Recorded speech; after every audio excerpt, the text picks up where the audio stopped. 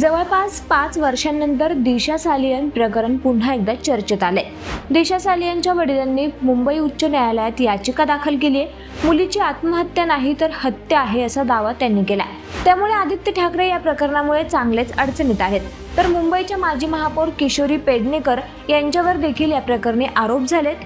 त्यावर आता किशोरी पेडणेकर यांनी प्रतिक्रिया दिलीत। त्या काय म्हणाल्या पाहूयात। ते आई वडील आहेत, त्यामुळे त्यांना नक्कीच तो हक्क आहे, पण तो 5 वर्षानंतर का हक्क आला हा पण एक तपासण्याचा विषय आहे की 5 वर्षानंतर 5 वर्षाच्या जेव्हा घडलं तेव्हा त्यांचं म्हणणं होतं की अर्थात ते तुमच्या मीडियावर आहे आजही, त्यांचं तेव्हाही म्हणणं होतं ये सब झूठ है, उसका उन्होंने किया है आत्महत्या और हमको अभी तकलीफ मत दे दो, वो तो चली गई। आणि त्यांचं म्हणणं असं होतं की तिने केली आहे, त्यामुळे ते त्यावेळेला तसं बोलत होते। आता जर वेगळं बोलत असतील तर याच्या आधीचं म्हणजे झाल्या दिवसापासूनची तपासणी अगदी मोठमोठ्या यंत्रणांनी केलेलं आहे। सगळ्यांचे रिपोर्ट हे जे सत्य घटना घडले त्याच्यावर आलेले आहेत। जे ह्यांना हवी आहे घटना ते रिपोर्ट त्याच्यात आलेले नाहीत आणि नसणार, कारण त्याच्यानंतर तुमच्याकडे 3 वर्ष होती। 3 वर्षात साधा एक CDR रिपोर्ट जो अजूनही आला नाहीये। आता त्या CDR रिपोर्टचा मला नाही माहिती काय आहे ते, कारण माझा कधून वय पण काही याच्याशी संबंध नाही। हो तेच म्हणते 5 वर्षानंतर कसा काय साक्षात्कार झाला, कारण त्याच्या आधी त्यांचं म्हणणं होतं केली आहे आणि आता आम्हाला त्रास देऊ नका।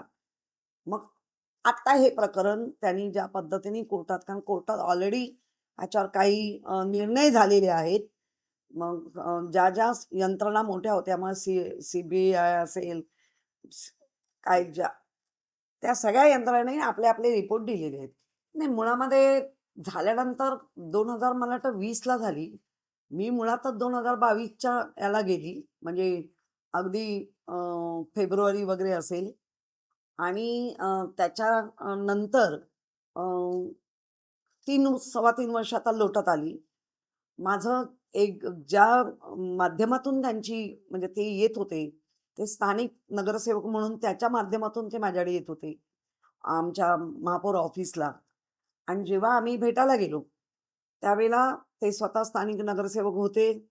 त्यानंतर त्या 2 सदस्य होत्या महिला आयोगाच्या, त्यानंतर तिथले स्थानिक पोलीस होते आणि तुमचा अख्खा मीडिया घरात थांबलेला होता।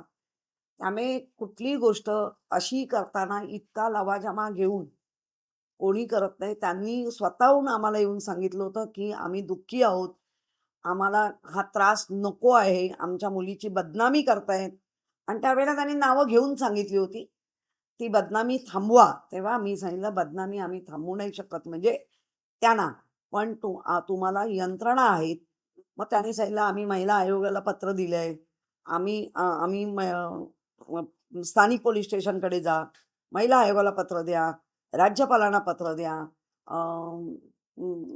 पोलीस कमिशनरांना, कारण ह्या सगळ्या यंत्रणांवरती आजही जनतेचा विश्वास आहे आणि त्या विश्वासाला मी तो न्याय देऊ शकत नाही हे मलाही माहिती होतं आणि त्यांनाही माहिती होतं। फक्त निव्वळ एक कॅज्युअल मुलगी गेल्यानंतर आपण जे इतरांच्या घरी गेलो, मी मुंबईत असताना जेवढ्यांचे ॲक्सिडेंट झाले, कोणाचे सिलेंडर फुटले, त्या त्या घरात मी पोचली होती। आजही सांगते त्या मुलाचा जेव्हा हे झाला सिलेंडर फुटला वरईचा, तो आजही मुलगा आता 7 वर्षाचा झालाय, आजही तो मुलगा माझ्याकडे दत्तक आहे। त्याच्यासाठी जे लागतंय काही लोक मदतनीस आहेत जे करू इच्छितात शिक्षणाला वगैरे, त्यांच्या लोकांच्या संपर्कात जाऊन त्याला मदत करतोय। त्यामुळे ही कॅज्युअल एक मीटिंग होती आणि त्याच्यात एवढे लोक समाविष्ट होते सगळे, आणि त्यांच्या समोर त्यांचं आमचं बोलणं झालं। कुठेही चुकीचं बोलणं किंवा त्यांना काय हे केलेलं नाही। आता ते म्हणत असतील तर ते सिद्ध पण करतील, मला माहिती नाही। नाही नाही राजीनामा मग इतरांवर जे आता आरोप झाले आहेत, जे अनिल परबांनी इतकी डझनभर नावं घेतली त्यांच्याही घ्या ना। असे आरोप केल्याबरोबर राजीनामे द्यायला तुम्ही निवडून आणले का ना? मुळात जनतेने दिलंय, त्यांच्या विश्वासाला आदित्य ठाकरे पात्र ठरतायत आणि त्यांच्या वती म्हणजे आदित्य ठाकरे हे आज महाराष्ट्राला काय देशाला कळून चुकलं एक चांगलं नेतृत्व स्वच्छ चारित्र्याचा आहे. त्यामुळे आदित्य स्वतः म्हणतायत, की हे सगळे मला बदनाम करण्यासाठी आरोप आहेत. असं जनतेचं म्हणणं आहे. त्यामुळे माझं म्हणणं म्हणण्याची काही गरजच नाही. मुळामध्ये मुंबई महानगरपालिकेमध्ये महापौर झाल्यानंतर जो कोविड काळ आला, त्या कोविड काळामध्ये मी जे काम केलंय ते मुंबईकर नाही, महाराष्ट्र नाही, जगाने देशाने पाहिलंय. मला 137 पुरस्कार मिळाले आहेत. त्यामुळे माझ्या कामाची दखल त्यावेळेलाही घेतली गेली. माझ्या कामाची दखल आजही मुंबईकर घेत आहेत. माझ्यासारखा सामान्य चेहरा जो आपण म्हणतो ना एक घरेलू बाई ह्या पदे त्या बघतात आणि मी प्रत्येकाच्या म्हणजे अगदी माझ्या वॉर्डपासून म्हटलं तर कुठेही प्रत्येकाच्या आलेल्या फोनला अटेंड करून त्यांचे काही दुःख असतील, काही सुखाचे प्रकार असतील त्या त्या ह्याला मी पोचतेय. त्यामुळे मी सामान्य जनतेमधली किशोरी ताई आहे.